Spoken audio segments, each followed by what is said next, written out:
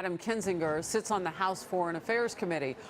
Some words have changed, a clarification at a presidential level, and what do you say now? Well, I'm glad he's clarifying. It was an interesting way to clarify, but I think it's important for him to do it, especially when it comes to issues of election meddling.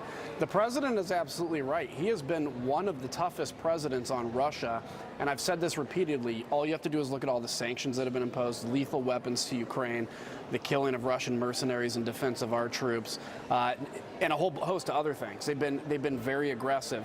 But the press conference was quite unfortunate because words from a president have meaning. And it's one thing to have a relationship with Vladimir Putin. That's okay as two leaders of big countries.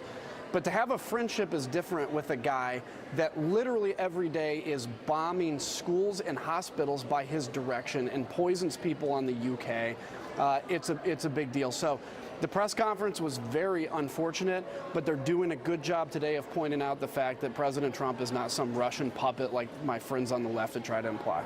You know, there is something to be said, and I'm curious to get your point of view. Kellyanne Conway, which we showed our audience just seconds ago, said there's a whole lot to talk about with regard to Russia even moving forward. You talked about policy points currently, but also what's coming down the pike. What do you say about that? Or is there too much focus on what was said, and this is just a question, and not enough focus on what needs to be done? Well, one of the difficulties in not having anybody else in the meeting is basically the national security guys are not coming out and talking about what it was, and we're having to take the president's word for it. That's his prerogative to do, and I support his prerogative doing that. But that's one of the difficulties now, is it's in essence his word against, people on the left that don't believe a word he says. And so, yes, there are so many issues. You have North Korea. You have Syria, although I hope we don't cut a bad deal with Putin on Syria. You have Ukraine.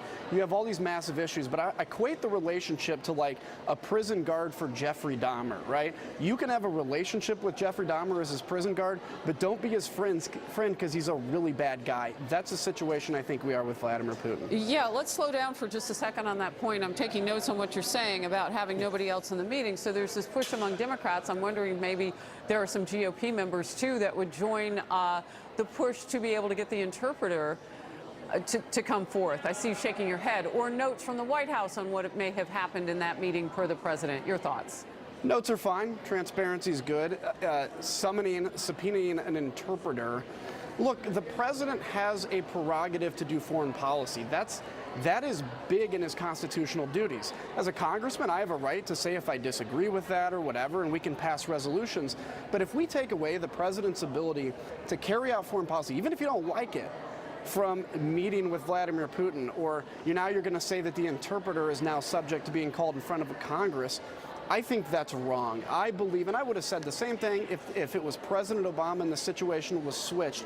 The president has a lot of authority, and while I may not agree with what he chose to do, I especially don't agree with the words at the press conference, that doesn't mean that he was wrong in doing it, and we have to start subpoenaing everybody that was in the world. Okay, so the Russian president has at least suggested that they talked about Syria to the point where he thinks that there might be some way for the militaries to work together. I mean, what is going on with regard to what may have been agreed to? How much do you want to find out about that, and what's the best way to do it? Well, I certainly want to find out those details. He's talking. Yeah, I want to find out those details for sure. What I worry about, Vladimir Putin and Iran and Syria are responsible for 500,000 dead Syrians, 50,000 of which are children. A school was bombed recently by Russia. When we do anything like this, it's national news, and we fire the people that were responsible for the mistake. They do this intentionally. This is Vladimir Putin. So any deal with Vladimir Putin that takes him at his word, like he promised that Assad got rid of all his chemical weapons and then there were chemical weapons attacks, anything that takes him at his word, I am very wary about, especially if that means they're going to promise to move Iran, away from Israel or something like that. Iran has worn regime uniforms, tried to blend in as other people, and I do not want to trust Vladimir Putin with the future of that region. So what do you want to see the president do next? You know that this is still a talking point, an issue among Democrats and some Republicans as well. You're, from what I'm gathering, not completely satisfied. You want to know what was said in that private meeting, how you get to that. I think you want to hear that directly from the president. What does he need to do next? Well, I'd like to hear that. I'd like there to be more detail. But from him specifically is kind of what I'm hearing. You don't want to hear from the interpreter. No, I don't want to. I mean, I just think that ruins prerogative of a president to go in and carry out foreign policy. I'd like to hear it. I think the president has a right to negotiate without everybody knowing the details of it all the time until you get a final agreement.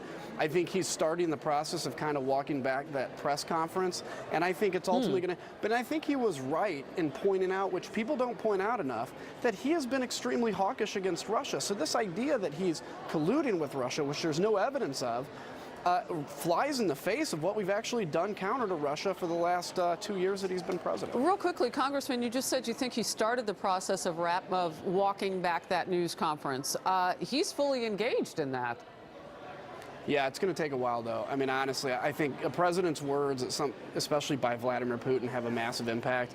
Think about Ronald Reagan. You know, Mr. Gorbachev, tear down this wall. Reagan didn't jump down and tear down the wall, but he inspired the generation behind the wall with his words to tear down the wall. And that's where the president, I think, can do some damage control. Hopefully good stuff came out of this summit. I believe it may have. But on some of the words, I think the president reiterating how hawkish he is on Russia and some other things is definitely to his benefit. Congressman Adam Kinzinger today. Good to have you. Thank you very much. Thanks. See ya. Let's get some reaction from the other side of the political aisle. Congressman John Garamendi, California.